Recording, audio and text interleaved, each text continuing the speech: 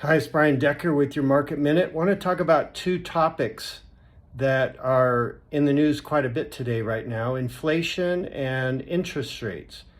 First, we'll talk about inflation and how we at Decker Retirement protect our clients from inflation issues. Do they have inflation exposure? Yes, they do.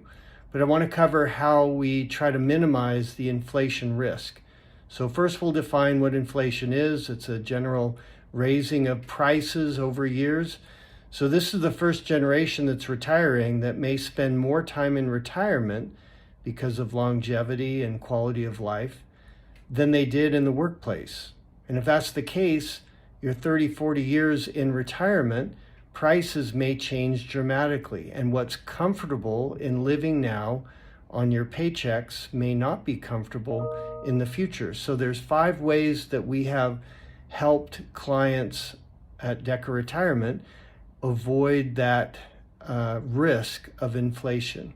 One is we put a COLA, cost of living adjustment, in their plan so that each year they're getting a little more income. Now it's kind of tricky in that if the COLA is too steep, then you're getting $5,000 or $6,000 a month in your 60s and 70s, and then $15,000 a month in your 90s. That doesn't make any sense because you want to be getting more income during your healthy travel years.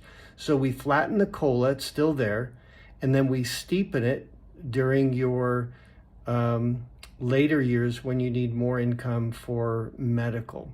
So one is to have a COLA in place. Number 2 is to have hard assets as a hedge. So that's your residence, any rental. Hard assets go up in value. Do you remember in the late 60s, early 70s, actually late 70s was when inflation was going straight up.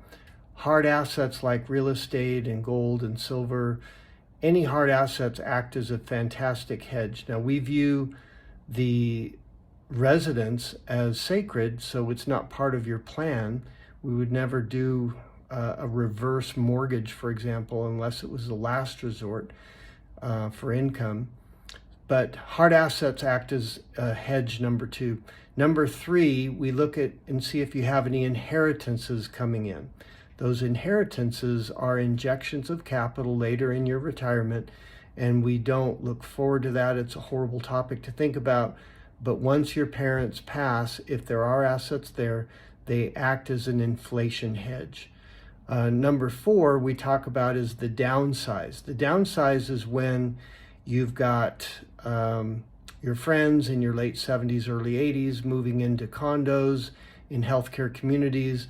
You're not interested in the stairs anymore and the garden's not as fun as it used to be.